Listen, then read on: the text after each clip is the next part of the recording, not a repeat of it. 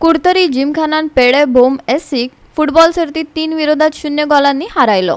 कुडतरी जिमखानान 50व्या कस्टोडियो स्मारक आंतरगाव फुटबॉल सर्तीच्या फायनलीत प्रवेश केलो। राया पंचायत खेळामळार ही सर्त बरीच रंगली। पेडेम पंगडाक फुडाकार घेवपाची संद मेळ्ळी, पूण शगुन शिरोडकारान गोल चुकयलो।